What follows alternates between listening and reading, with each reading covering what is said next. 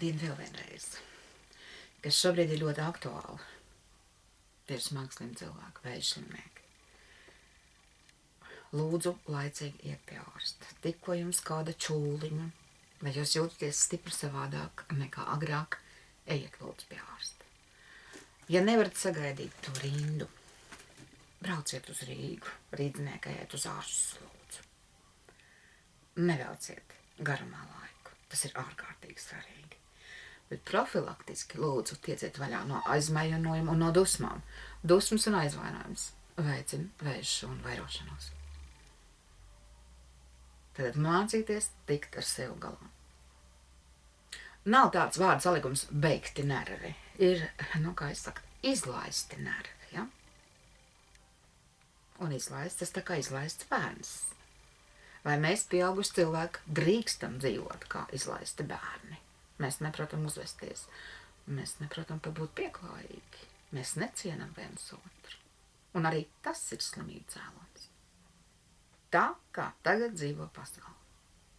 Nemirkli nedomājot, kā jūtas otrs, pazemojot, krītot virsū internetā. Cilvēkiem ir viedoklis par tiem, kurus viņi pat nepazīst. Tikai vārdu pēc. Bet tagad viss nāk atpakaļ. Šis spogulis, šī spēcīgā enerģija, kas strādā uz zemi, viss nāk tolīt atpakaļ. Un tad jums ir jāmācās lasīt zīmes. Ja jums kaut kas pazūd, jums to noteikti nevajag. Ja jums kaut kas saplīst, jums to arī nevajag. Būs jāmācās dzīvot daudz vienkāršāk. Staigāt ar kājām. Tagad labi strādās sirdsdarbība, asinsvada. Mazāk ēst. Nebūs noslogots kuņģis, saknes, nieres un zarnas. Bet vairāk vajag kustēties.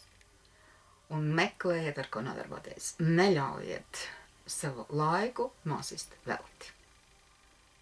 Tukši. Tātad beidziet viens otru aprunāt, runāt aiz muguras, esiet godīgi, ja jūs zināt, ko nozīmē vārds gods. Man tas nozīmē ļoti daudz. Es ceru, ka arī jums.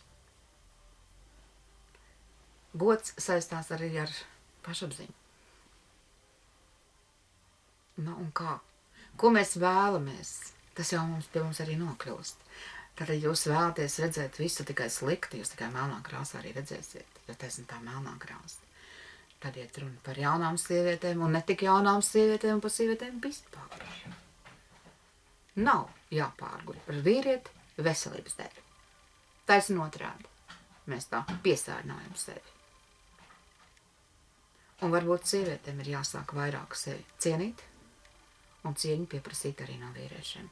Un tad nebūs plika kopdzīve, bet tad tie puiši un tie vīri jūs precēs. Un tie nav tukši vārdi. Tā ir enerģija. Un padomājiet par to šajā jau jaunajā atnākošajā 2016. gadā. Cik mēs stipri sevi mīlēsim, cik mēs stipri sevi cienīsim, tik citi arī mūs mīlēs un cienīs. Un nevar pieprasīt no otra, ja pats tu nedari neko.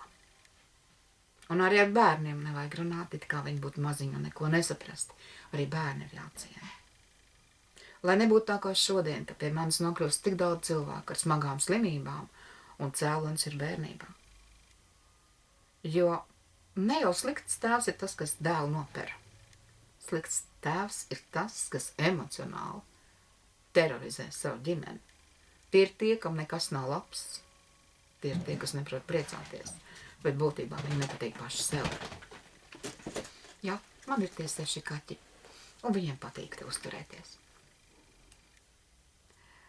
Kaķītis ir labākās meru zāles šobrīd. Labākas nezinu. Un tie, kam viņi ir, tie to saprot. Palaid laukā. Tie jau to saprot. Ļaujiet vismaz kaķītim sev mīlēt. Un varbūt tad no kaķīša jūs mācīsieties, ko nozīmē dot. Un kaķīši to māca. Viņi ņem saimnieku slimības uz sevīm un to var pateikt vetārsti. Tā jau arī. Un varbūt tas labais, mīļais vārdiņš nāk kaķītiem, un pēc tam iemācīsies teikt arī viens otram. Jo kaķīši prot mīlēt. Šonakt 4 mani pamodināja pie loga acis. Un, ziniet, caunas acis. Jo viņai patīk skatīties pa manu logu iekšā. Nu, viņa bija apēdus zīlīšu speķu un prasīja vēl. 4 no rīta. Zvēriņam tā kā ēst gribās. Jā, rīt braukšu uz tirgu, pirkšu speķu.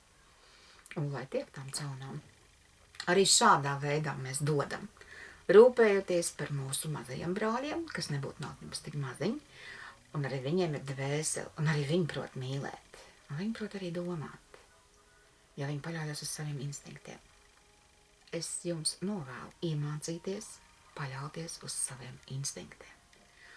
Un ja šeit iekšā, un arī tā intuīcija jums saka, ka tas ir jādara, tad neatliciet to uz rītu. Tad dariet to šodien. Mācieties un ieklausieties sevi.